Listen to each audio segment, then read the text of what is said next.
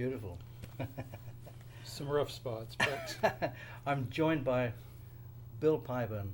We've been friends for a number of years, and he's a guitar player that I've admired and enjoyed his playing for a long time now. And the way you reharmonize that tune is just absolutely beautiful. oh, thanks.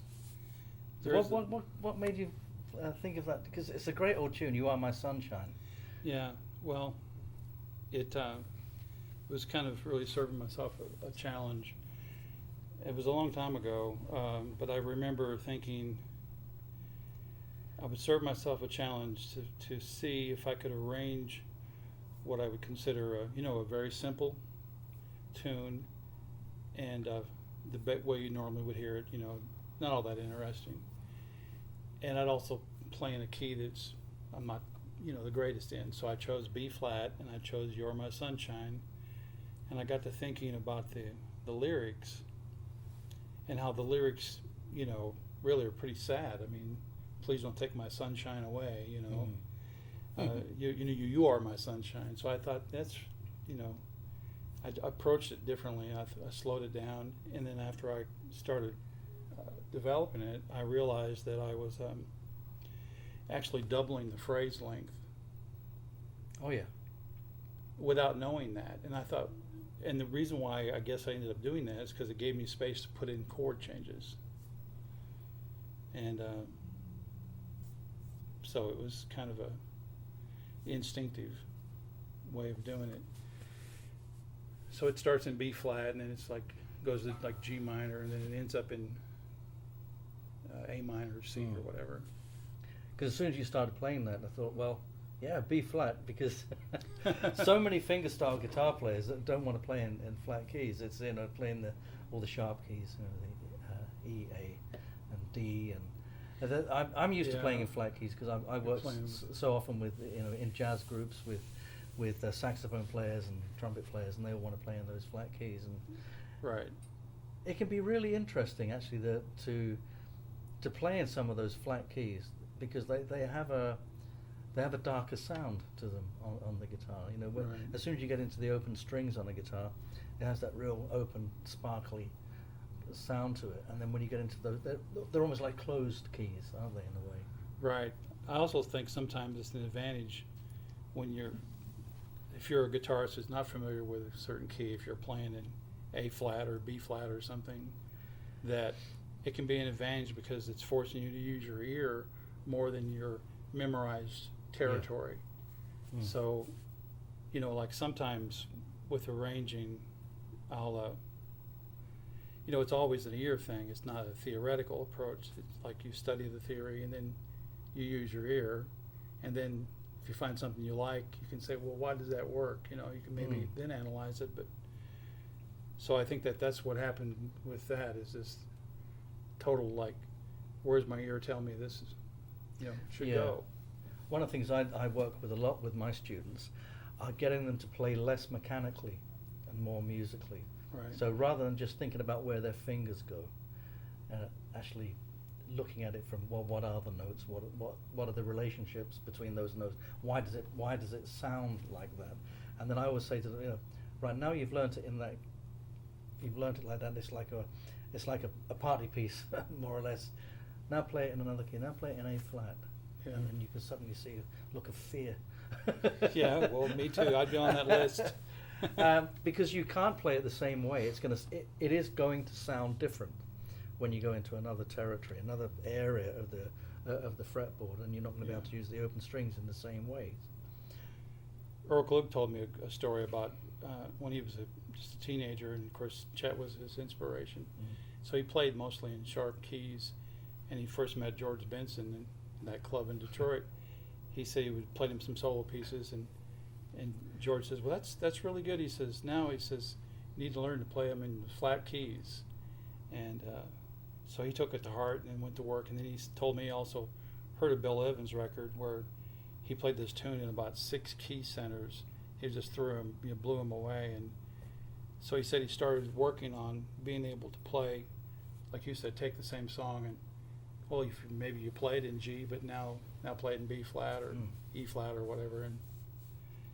But I think it's good to do because it does. It makes you play things completely differently, and it makes you play more musically. Yeah. You're not thinking so much about guitaristic things. Well, I know this kind of works. So you go into another kind of another territory, into another zone, and right. you have to try and make something with that. Right. Can I share a funny story with this? Yeah, please. I love funny stories. This is well. Well, anyway, when I first worked this up, this has been that arrangement. It was several years ago, and I went down to see Chet one day, and I said, I want to play something for you, but I'm not going to tell you what it is. And so I started playing, and he listened all the way through, and I actually I played it better than I did just now for you. So, which surprised me. I got through it, and he says, "What is that?" I said, "You Are My Sunshine." He goes, "What?" He said, "Play it again." And he goes, "Oh, now I get it," you know. And since I didn't tell him in advance, it just kind of threw me. He thought it was all the different chords, and I'm doubling the measures and all that. And I told him, I said, "Does that mean I've gone too far?" So, but yeah. So yeah, it's been one that it's actually in my first Hal Leonard book. It's a book called Standards. Yeah, because a lot of us know you better from your music education side, from your books, than as a player. Sometimes that can happen. I've seen this before when you great players like yourself, you're involved in other areas of the music, and everyone was, oh yeah, Bill Piburn, he wrote this book, wrote that book. But so this is so nice to actually sit down here and just play some music together. Yeah, well, I think what's interesting is that people have the need to typecast like Yes. people. You know, it's like if somebody is some actor, he's always in gangster movies. It's like, you know, he never gets a chance to be in a romance. You know, and it's like I've always just done what was in front of me. You know, if it was playing with a polka band and I had nothing else to do, that's what I did. If it was, you know, working for a guitar magazine, that's what I did. Or if it's a chance to write a book, you know, just trying to be involved with music, producing other guitarists on DVDs and recordings. And I know you're working on a CD because I played on one of the tracks. you did, and I was so honored. So is that?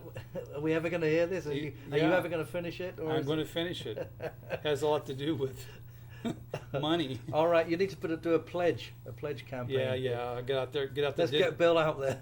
Get out the digital tin cup. You know. Well, I've recorded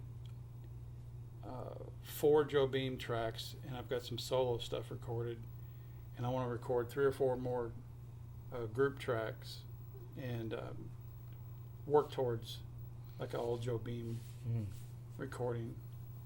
So, and then what I do with it, I don't know, but I'll have it. But you're such a busy guy because you're always doing, you know, you're involved in the magazines and online things. So what's happening at the moment? What are you doing? Well, I've started. I just finished this Joe Beam book that Hal Leonard published, and I have I'm starting a new digital guitar magazine called Fingerstyle Guitar Journal, and the website's fingerstylejournal.com. Right now, I have a email list you can sign up to for notification when it's ready, and it's just you know, dedicated to great guitarists, you know, different styles, but all fingerstyle. And I think that the thing that's unique about what I've always tried to do, and I tried to do it when I was working for Fingerstyle Guitar Magazine, is not just cover the well-known players, but cover the players that are talented people that, you know, maybe don't do that for a living. Yeah. Because no, you've been great for music jumping and. I mean, to me, if I go down here and get in a cab and the guy tells me he plays the guitar and I hear him and he's great, I'm like, I don't care if he drives a cab. If he's a great musician, that's, you know, maybe he didn't want to live that lifestyle, you know.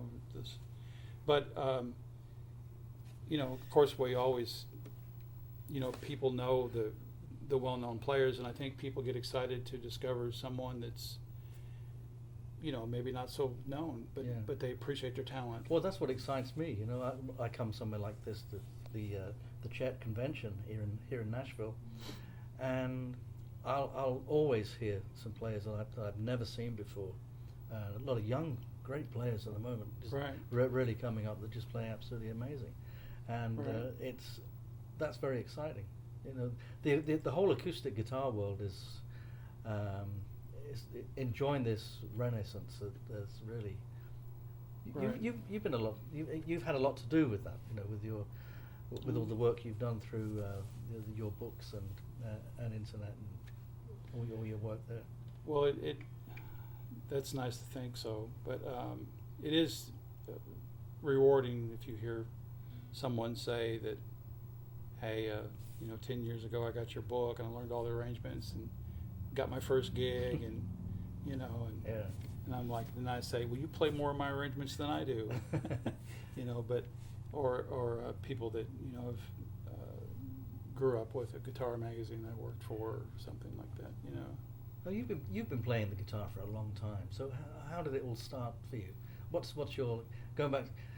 Get into your memories of, you know, how it all started. Well, it's easy to remember because well, my dad played the guitar and sang, and was a professional musician in his 60s and late 50s, and my grandfather played the violin and actually built violins and stuff. So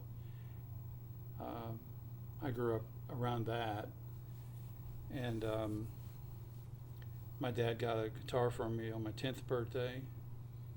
I remember like yesterday, like being out in the street, and he pulled up. My parents were divorced, and he pulled up in front of the house, and I looked in the back window and I saw a guitar case, and there I knew it wasn't his. And it was my 10th birthday, and I thought, wow, I've got a guitar. I mean, and he bought me a little Gretsch guitar, acoustic. And it was a nice instrument, you know. Yeah.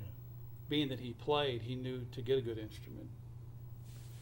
And Did he show you, like? Yeah, he showed me some chords and things. Yeah, you my know. dad did the same for me. You know, just some basic chords, and you know, I remember thinking the G chord was the greatest thing I ever heard in my life for like a month.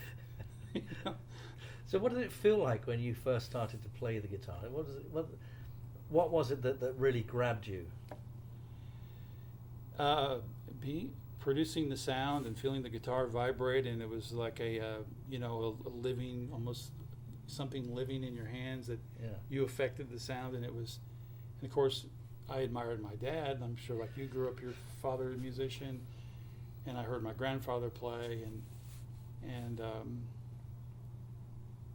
you know, it was, and also I think it was a thing where I could retreat and be to myself, and you know how it is. You can go spend hours in the bedroom messing with the guitar, and exploration. You know, what happens if I move my finger here? Oh, that sounds cool. You know,